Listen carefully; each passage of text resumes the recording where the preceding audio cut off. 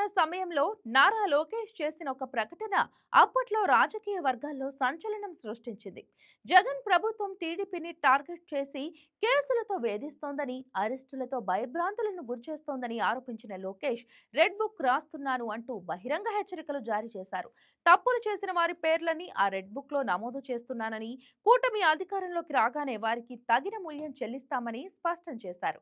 అయితే ఇప్పుడు ఎవరి పనిలో వారు బిజీగా మారిపోయారు. ఇలాంటి తరుణంలో అంబటి రాంబాబు పదే పదే రెడ్ బుక్ అంశాన్ని తెరపైకి తీసుకొస్తున్నారు.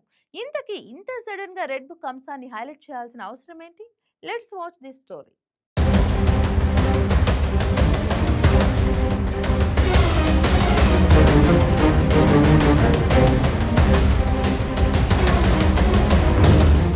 గత ఎన్నికల ముందు లోకేష్ రెడ్ బుక్ పట్టుకొని తిరిగారు.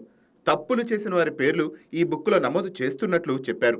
అయితే అప్పట్లో ఈ లోకేష్ కామెంట్స్ను వైసీపీ నేతలు పెద్దగా పట్టించుకోలేదు.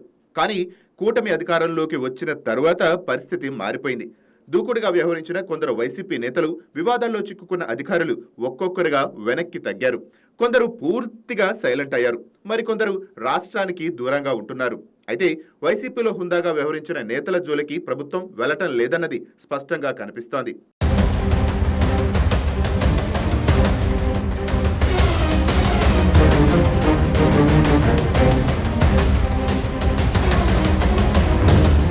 ఈ పరిస్థితుల్లోనూ మాజీ మంత్రి అంబటి రాంబాబు మాత్రం రెడ్ బుక్ అంశాన్ని పదే పదే తెరపైకి తీసుకువస్తున్నారు. రెడ్ బుక్ కి నా కుక్క కూడా భయపడదు అంటూ ఆయన చేసిన కామెంట్స్ ఇప్పుడు రాజకీయ వర్గాల్లో చర్చకు దారితీస్తున్నాయి. ఆయన మాటల తీరు చూస్తుంటే తనను అరెస్ట్ చేయండి అన్నట్టుగానే ఉన్నాయి. కానీ ఆశ్చర్యకరంగా అంబటి రాంబాబును మాత్రం ప్రభుత్వం కానీ, దర్యాప్తు సంస్థలు కానీ పట్టించుకోవటం లేదు. ఇక వైఎస్ఆర్ కాంగ్రెస్ పార్టీకి చెందిన చాలా మంది నేతలు ప్రస్తుతం పూర్తిగా మౌనంగా ఉన్నారు. మీడియా ముందుకు రావటం లేదు. అలాంటి వారిలో అనిల్ కుమార్ యాదవ్ ఒకరు. వైసీపీ హయాంలో మంత్రిగా ఉన్న సమయంలో ఆయన చేసిన కామెంట్స్ అప్పట్లో తీవ్ర దుమారం రేపాయి. ముఖ్యంగా చంద్రబాబు నాయుడు, నారా లోకేష్ గురించి చులకనగా మాట్లాడిన తీరు ఇప్పటికీ గుర్తుండిపోయింది.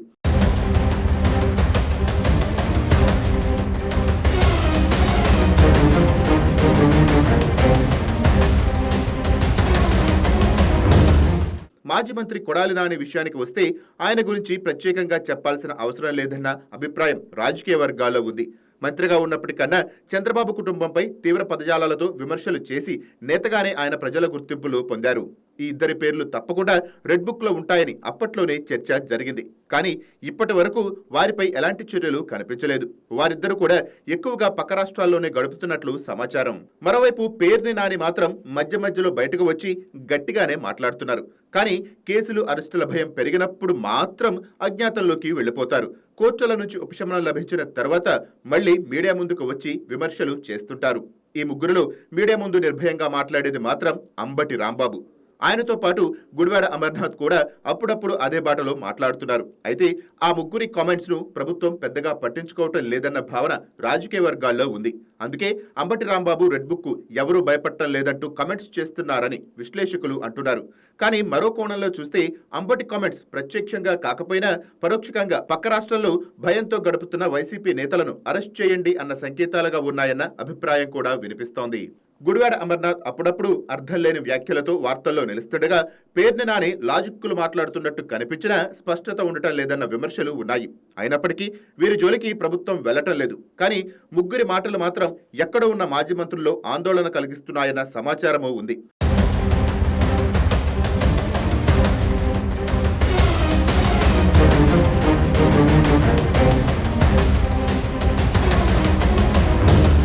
అనవసరంగా తమ పేర్లు కూడా రెడ్ బుక్ లో చేరతాయేమో అన్న భయం పక్క రాష్ట్రాల్లో ఉన్న వైసీపీ నేతల్లో ఉందని రాజకీయ వర్గాలు అంటున్నాయి. అందుకే అంబటి రాంబాబు, గుడివాడ అమర్నాథ్, పేర్ని నాని తీరుపై వారు అంతర్గతంగా అసంతృప్తితో ఉన్నారన్న ప్రచారం సాగుతోంది. మొత్తానికి రెడ్ బుక్ అంశం ఇప్పటికీ వైసీపీని వెంటాడుతూనే ఉంది.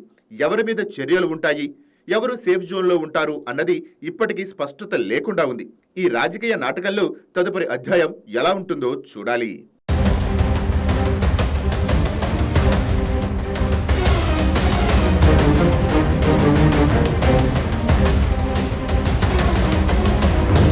Please subscribe to YK TV Network. Please subscribe to YK TV. Please watch YK News. Don't forget to subscribe YK News channel.